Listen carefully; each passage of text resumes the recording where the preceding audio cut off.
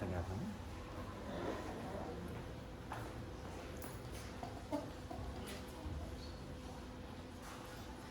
Bom dia, pessoal.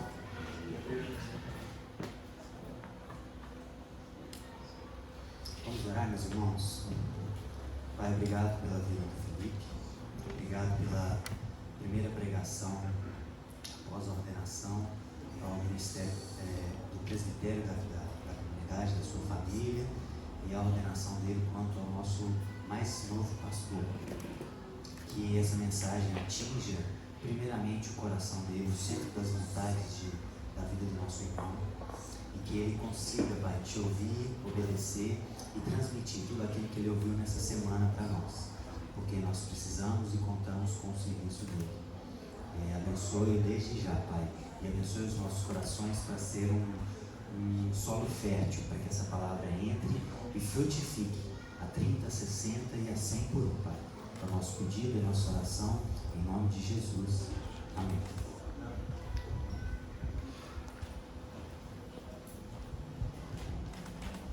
Bom dia, pessoal. Esse mês é um mês muito especial para a gente, né? Estamos celebrando 7 anos da Igreja Pão da Vida, 7 anos que a gente já se reunia, né, antes, em casa, mas depois de um período a gente resolveu expandir, né, esse serviço, abrir para a cidade, e está completando agora 7 anos em que a gente tomou essa decisão e que de fato, né, surgiu a Igreja Pão da Vida Belo Horizonte. Então é um mês de celebração para a gente, é um mês de muita alegria, porque passamos por muitas coisas até aqui, né? Quem tá desde o início sabe quantos desafios nós já passamos, quantas dúvidas, né? Quantas incertezas, mas o Pai até aqui nos direcionou em tudo. Então somos muito gratos a isso. E nesse mês nós vamos tirar um mês para poder conversarmos um pouco sobre coisas que nos fundamentam como comunidade, né? Coisas que nós entendemos que tem a ver com a nossa essência e que é um fundamento daquilo que nós somos. E hoje eu queria compartilhar com vocês sobre comunhão ou sentimentalismo, exatamente nessa ideia de por que estamos aqui, né, reunidos, o que nos une, né, o que faz você levantar todo domingo, vir para cá, o que faz você vir aqui outros dias da semana, durante a semana ligar para um irmão, saber como que ele está, né, auxiliá-lo em alguma demanda. Então, essa mensagem que eu quero trazer hoje, eu estudei algumas coisas, refleti, orei bastante sobre isso, para que a gente possa trazer na essência, né, realmente o que nos une. Eu quero começar lendo Atos, capítulo 2, versículo 42.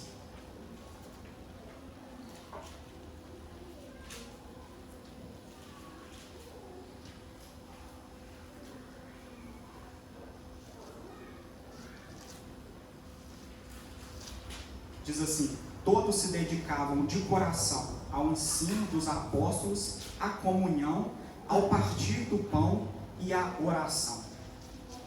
Então essa passagem para mim é a base do que nós vivemos como comunidade.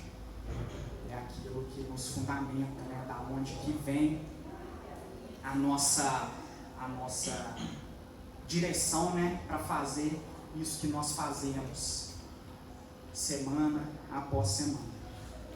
A palavra comunhão, irmãos, ela se origina da palavra grega koinonia e está ligado a um conceito de ter algo em comum, uma sintonia no modo de pensar, de agir, né? Então é termos coisas que nos ligam, que fazem sentido naquilo que pensamos e que fazemos e que desejamos.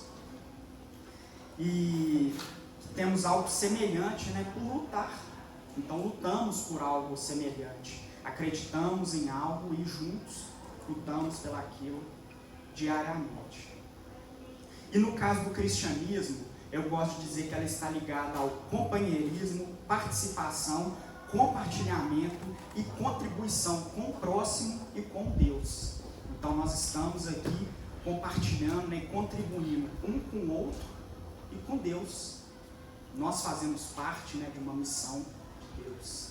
Então juntos contribuímos um com o outro, nos fortalecendo para contribuir com Deus. E é importante percebermos, irmãos, que a vida em comunhão não é uma criação do homem. Não foi um homem que pensou em viver em comunhão. A comunhão foi pensada por Deus desde lá do jardim, na criação. Então não é algo que a gente pensou, não, é melhor vivermos dessa forma, vamos ficar assim. Não, foi algo estrategicamente pensado por Deus. Gênesis 2,18 diz assim: o Senhor Deus disse, não é bom que um homem esteja sozinho, farei alguém que o ajude e o complete.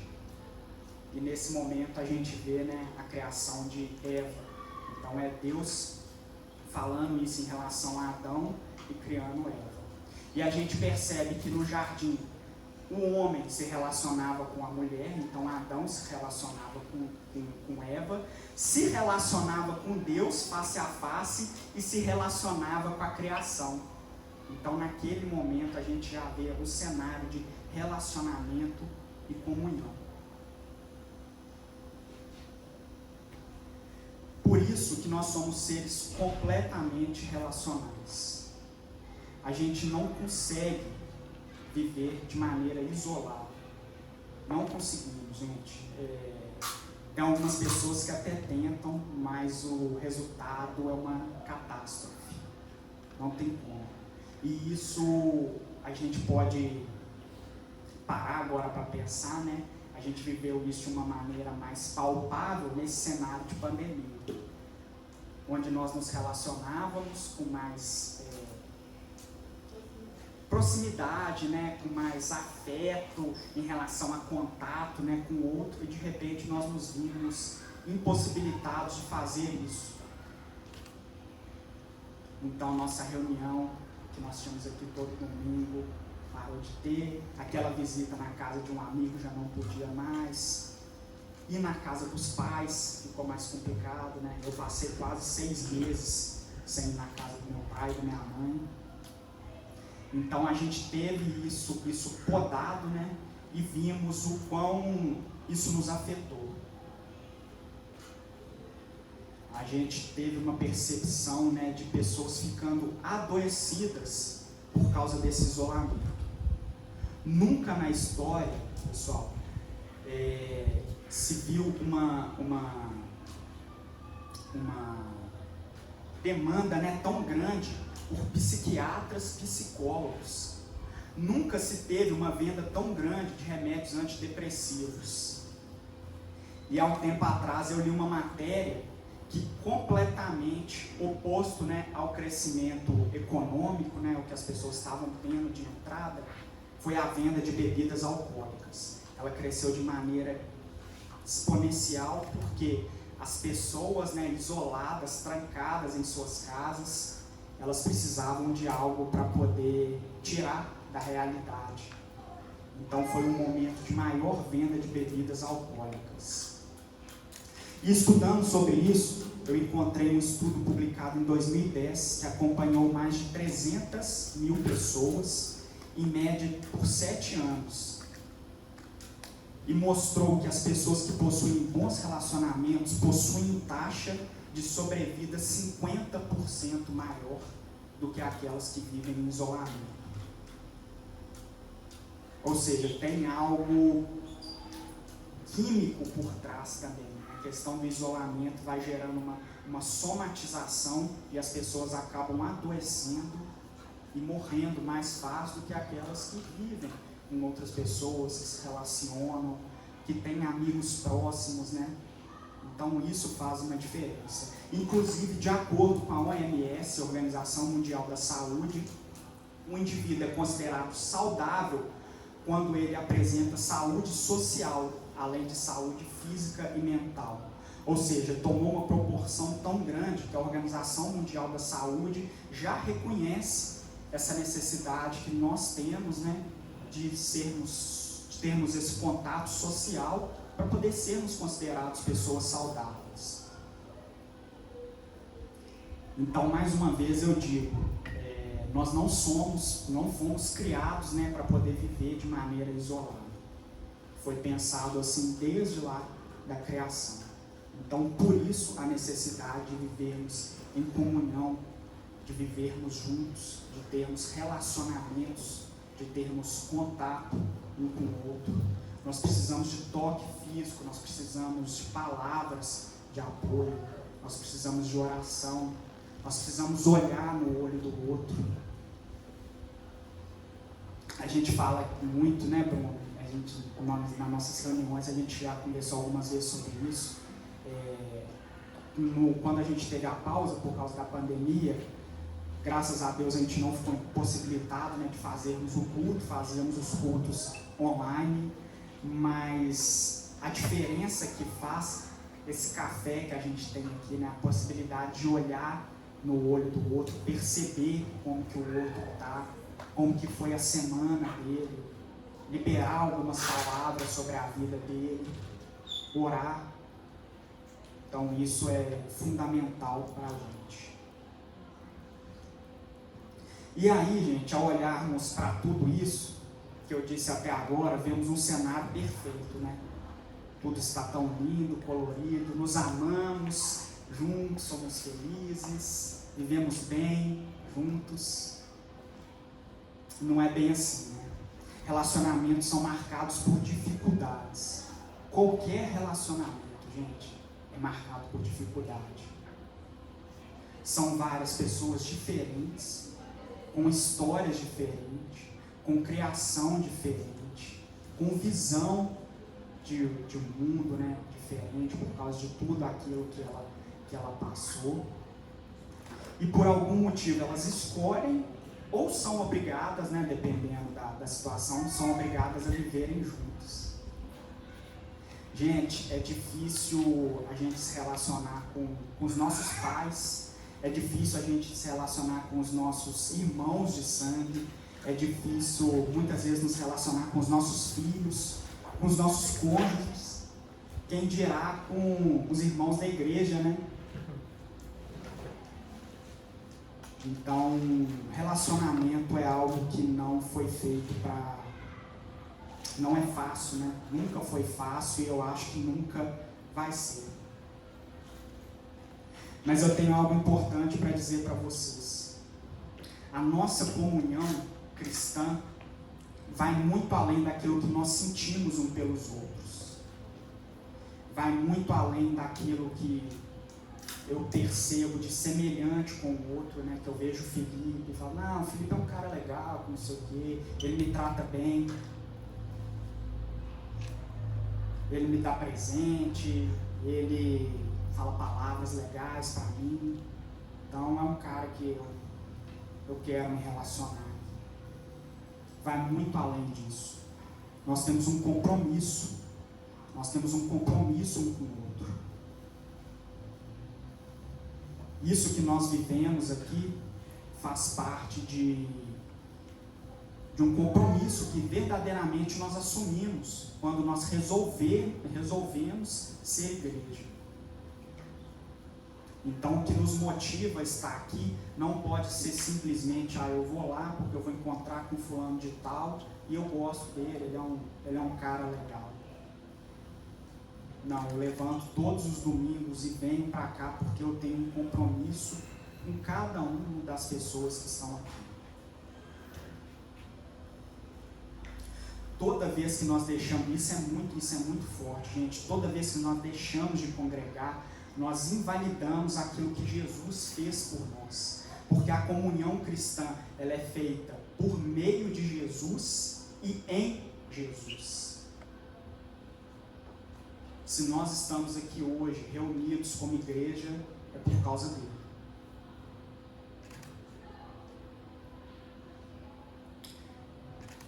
Você tem alguma dúvida que Jesus poderia realizar tudo sozinho? Inclusive evangelizar o mundo inteiro? Certamente é algo que não teria problema nenhum para ele, né? mas ele não fez isso por um princípio básico. A obra de Deus deve representar os seus atributos. E Deus é um Deus de comunhão. Ele é um Deus trino. Desde o início. Se a gente for lá em Êxodos, em Gênesis, quando ele diz na criação do mundo, ele vai iniciar a criação do mundo. Ele disse assim, Gênesis 1:26, então disse Deus, façamos o ser humano a nossa imagem e ele será semelhante a nós. Quando ele diz façamos, ali a gente já percebe a trindade, né? Então, viver em comunhão, viver junto, faz parte da essência de Deus, de quem Ele é. É um dos seus atributos.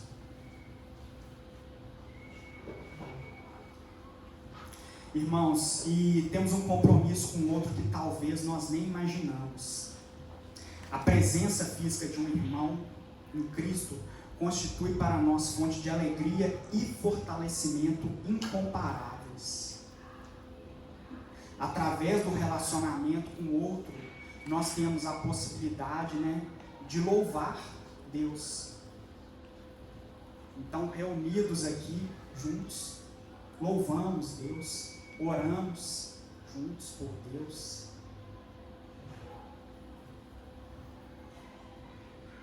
E vocês não têm ideia de quão importante isso é. Eu quero que vocês façam um exercício. Pensem em quantas vezes que vocês já entraram aqui completamente destruído por dentro, por causa de uma semana ruim, por causa de algum problema, por causa de alguma doença, e saíram daqui completamente fortalecidos, restaurados por algo que vocês ouviram aqui, por causa de uma oração de um irmão que foi liberado sobre a vida de vocês. Agora imagina se aquele dia que você veio, porque você lembrou do compromisso que você tinha, você veio e orou por um irmão, o irmão foi curado de algo que ele estava sentindo, que ele estava passando. Imagina se você não tivesse vindo. Vocês entendem o tamanho do compromisso que nós temos? Não é algo simplesmente assim, eu quero ir ou eu não quero. Não, eu preciso ir, porque pode ter alguém lá que pode precisar de mim. Tem alguém lá que pode precisar de uma oração, pode precisar de algo que eu vou liberar, pode precisar que eu olhe nos olhos dele, que eu dê um abraço. Quantas vezes um abraço de um irmão é tão reconfortante, Uma palavra de carinho. Gálatas 6:2 diz, ajudem a levar os fardos um dos outros e obedeçam desse modo à lei de Cristo. Quando nós vivemos em comunhão, irmãos, o problema do outro passa a ser o meu problema também. E é aí que eu acho que pode estar um dos nossos maiores desafios. É aquela ideia de assim, nossa, eu já tenho problema demais. Eu vou lá dar um abraço na Ju, escutar os problemas dela, vai atrapalhar a minha vida toda.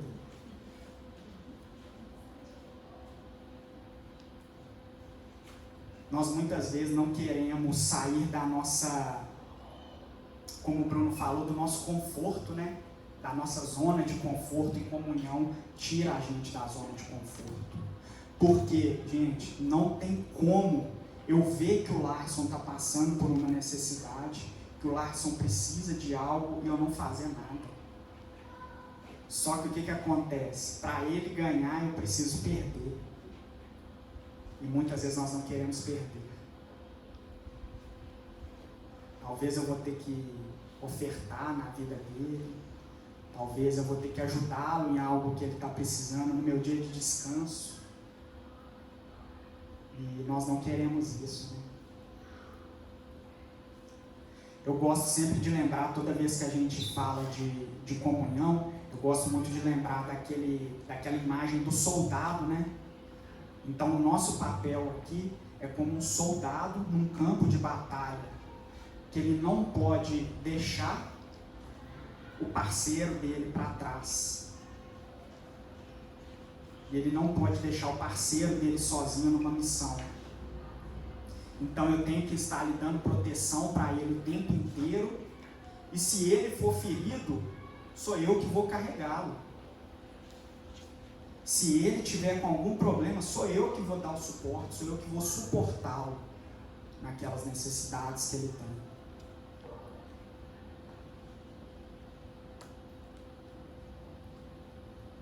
E ao carregarmos o fardo dos nossos irmãos, experimentamos um pouquinho do que Jesus fez por nós. Isaías 53:4 diz: apesar disso, foram as nossas enfermidades que ele tomou sobre si, e foram as nossas doenças que pesaram sobre ele. Ele carregou os nossos fardos e nos ensinou a carregarmos os fardos uns dos outros. E fardo não tem a ver com coisa agradável, não. Porque eu ir na casa do Bruno quando ele me chama para poder comer uma pizza, é muito de boa, eu vou todo dia. Mas e naquele dia que ele me liga e fala assim: nossa, Luiz, eu estou com um problemão aqui, estou precisando de uma oração. Ou então, Luiz, eu estou precisando de uma ajuda num negócio aqui que eu não consigo resolver sozinho. Então, fardo não é algo leve, não é algo agradável da gente carregar, não. Mas ele nos ensinou a carregarmos uns dos outros.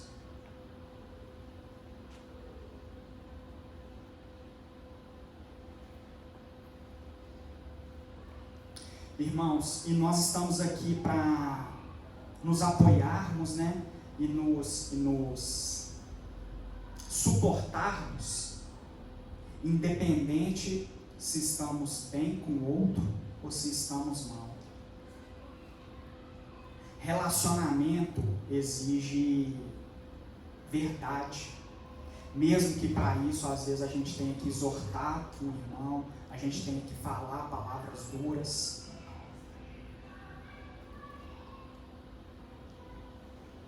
A comunhão cristã exige que nós sejamos pessoas transparentes.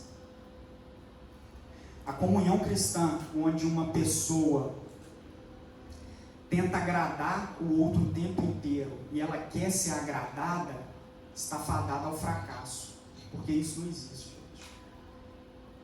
O momento em que eu estou tentando agradar alguém o tempo inteiro e eu quero ser agradado o tempo inteiro, é farsa. Não exige verdade nisso. E eu quero dizer nessa manhã algo para vocês que pode chocar muito, mas é verdade. Quanto mais cedo nós passarmos por decepções, um com o outro e com a igreja,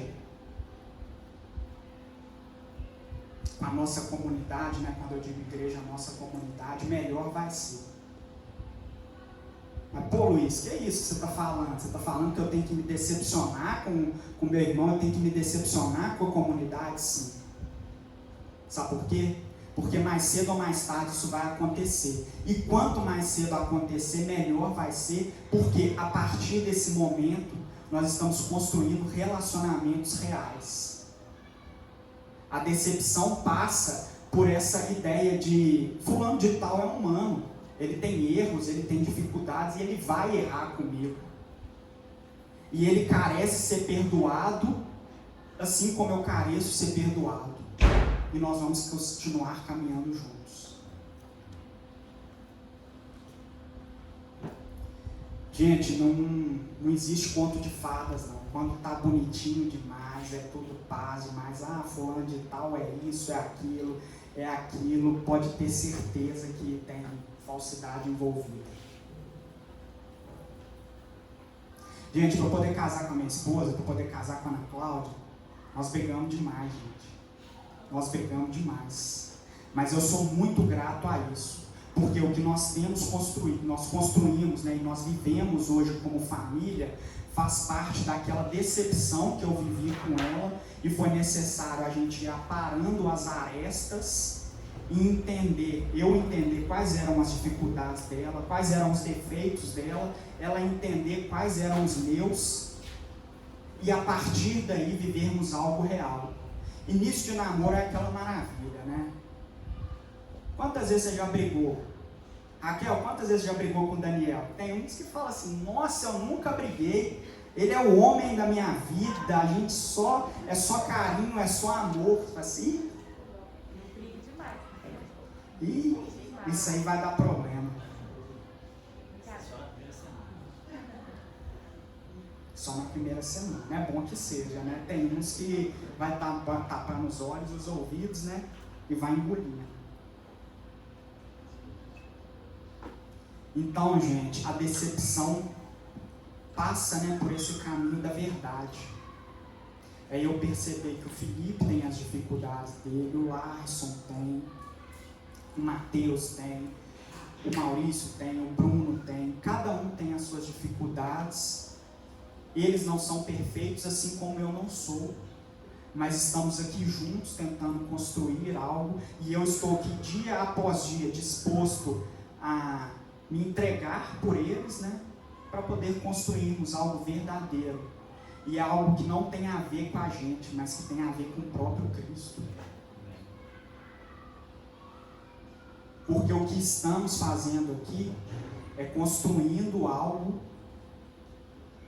para poder manifestar o reino de Deus.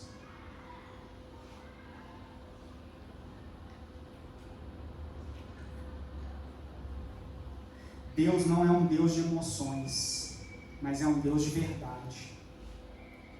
O compromisso dele é com a verdade, não é com sermos felizes, assim como o Bruno disse. Aqui ele não nos prometeu felicidade. Felicidade a gente vai ter quando a gente estiver nos braços do Pai. É lógico, gente, que eu não estou falando que a gente tem que ser depressivo, viu? Mas não é esse o nosso objetivo final. Não deve ser esse o nosso objetivo final.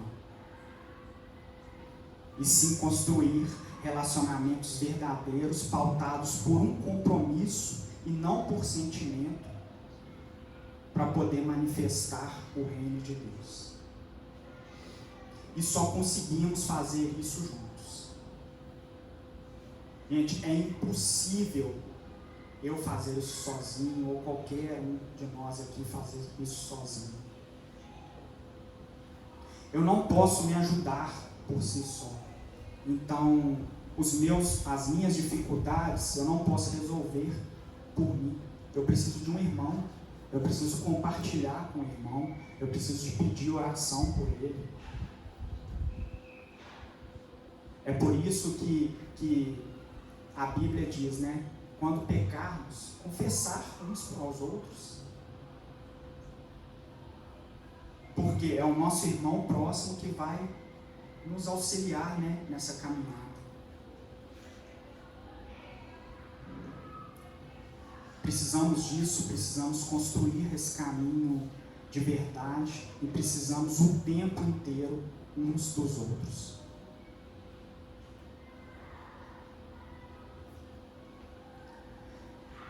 Mas aí, gente, tem um outro ponto difícil, né? Tá bom, Luiz, eu vou me esforçar para domingo a gente estar aqui, né? Ter meu compromisso com a comunidade, com os meus irmãos. Mas aí vem mais um ponto de dificuldade. Só para poder dar um up, né?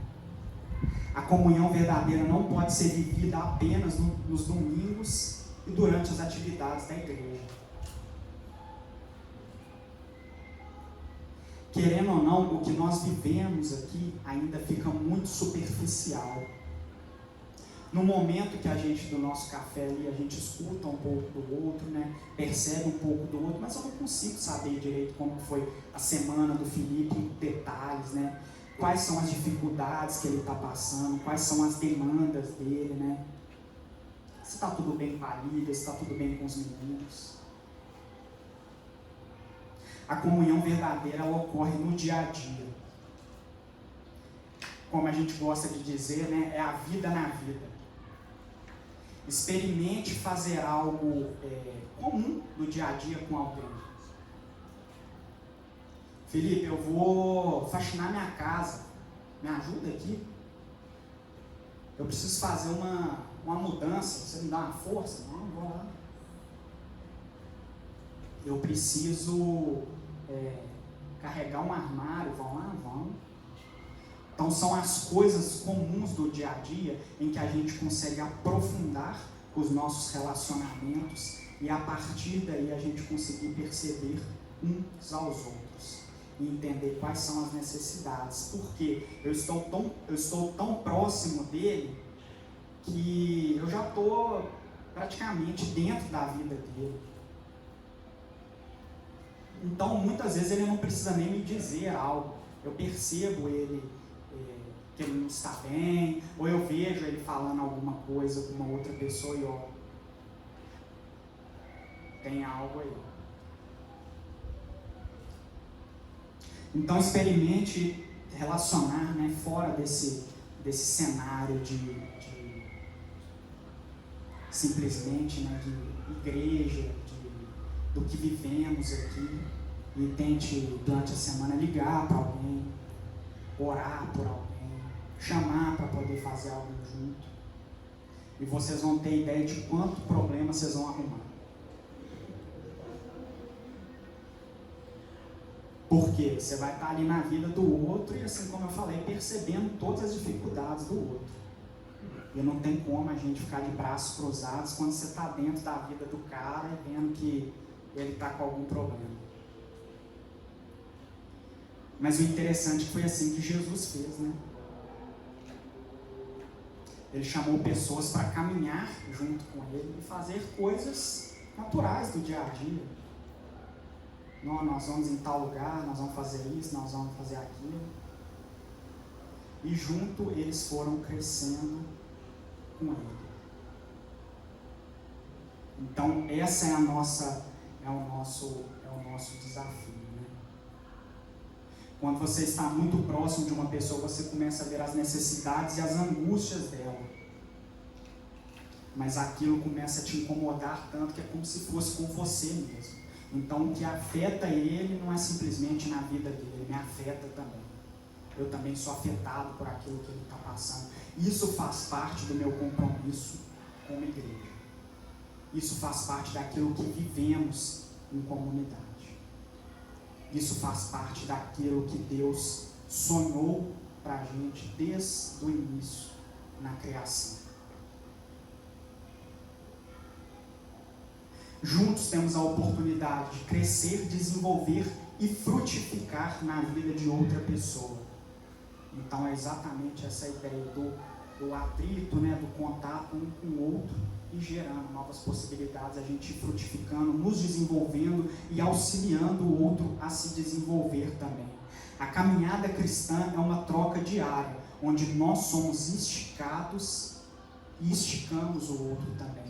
Somos diariamente aperfeiçoados e ajudamos outras pessoas a se aperfeiçoarem.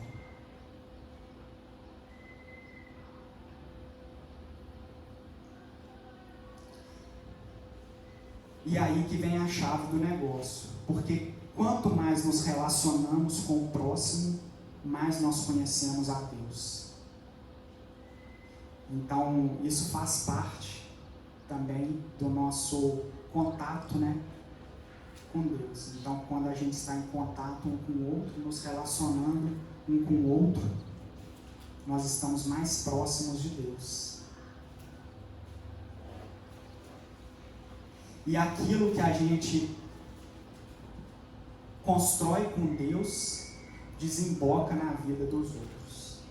Então, eu construo algo com Deus, né? Eu me encho para poder transbordar na vida do outro.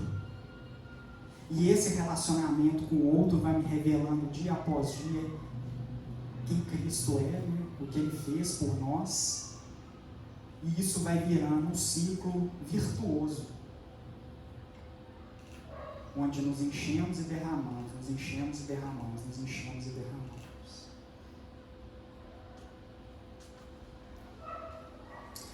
Então, irmãos, concluindo, eu quero que vocês reflitam sobre isso, né? Quanto de compromisso que nós estamos tendo com aquilo que o Pai nos confiou. Ele pediu que vivêssemos em comunhão.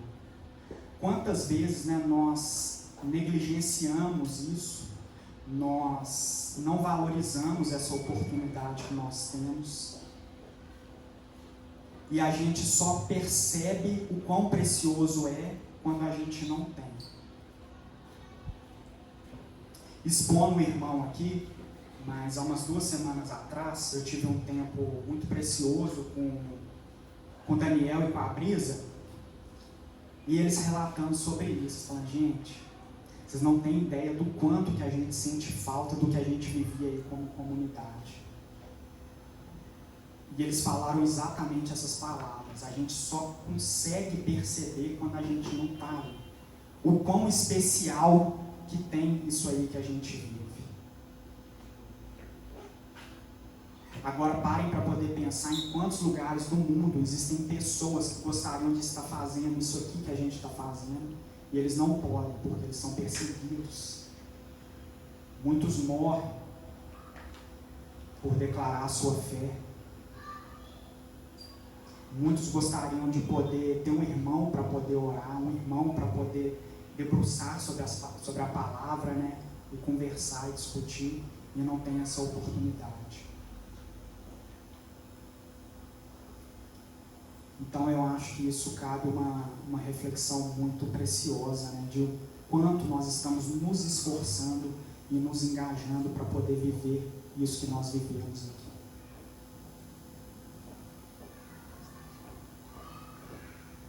Salmo 133, 1 diz: ó, quão bom e agradável é que os irmãos vivam em comunhão.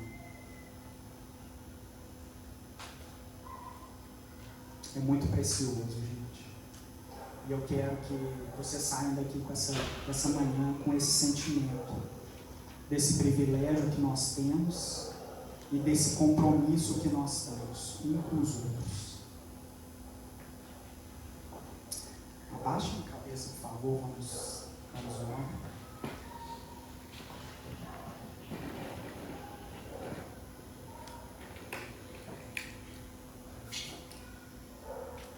Paizinho, te agradecemos, Senhor.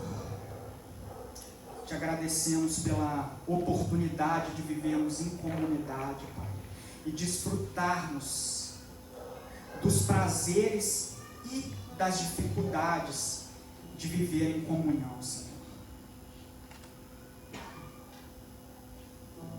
Nos afaste, Pai, desse sentimentalismo, dessa vontade de termos algo preenchido o tempo inteiro por um afeto, por um carinho, por algo especial pelo outro, Deus. Mas nos preencha com esse sentimento de compromisso que nós temos em servir os nossos irmãos, Pai. Que possamos crescer, Deus, nessa ideia de cooperarmos um com o outro e de cooperarmos com o Senhor. O Senhor poderia ter feito tudo sozinho, mas escolheu que fizéssemos juntos, Pai, que fizéssemos juntos.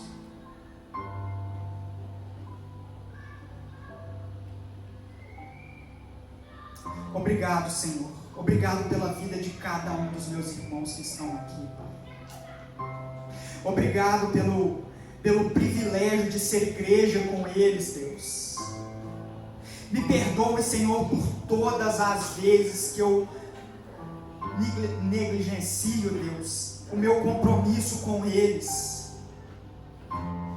Me perdoe por todas as vezes, Pai, que eu viro as costas para a necessidade de um irmão, para não sair da minha zona de conforto, Deus.